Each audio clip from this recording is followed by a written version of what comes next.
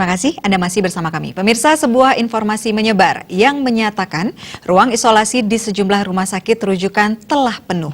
Hal itu dibantah oleh gugus tugas percepatan penanganan COVID-19.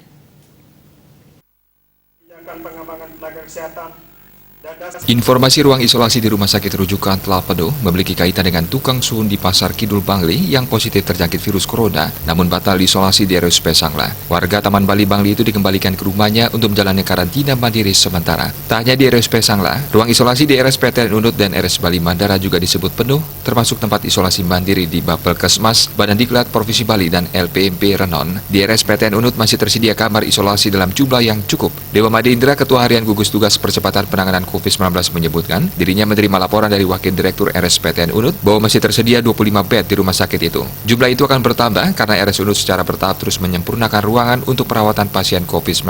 Masih ada satu lantai yang akan disempurnakan untuk menambah ruangan penanganan pasien COVID-19.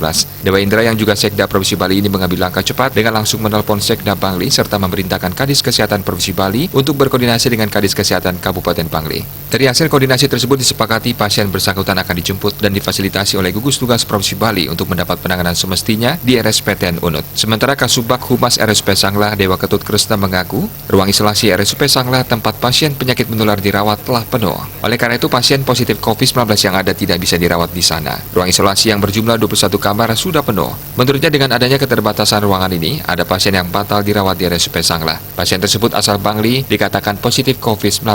Humas Percepatan Penanganan COVID-19 Kabupaten Bangli, Iwayan Dirgayusa membenarkan kondisi tersebut. Dari laporan yang diterimanya, ruang isolasi di RSUP Sanglah penuh. RSPTN Udayana dan RS Bali Mandara di Sanur juga penuh, termasuk tempat isolasi mandiri di Bapelkes, Badan Diklat Provinsi Bali, dan LPMP Renon. Saran Dinkes Provinsi Bali, pasien sebaiknya diisolasi di RSUD Kabupaten masing-masing. Pasien untuk sementara ini masuk daftar tunggu.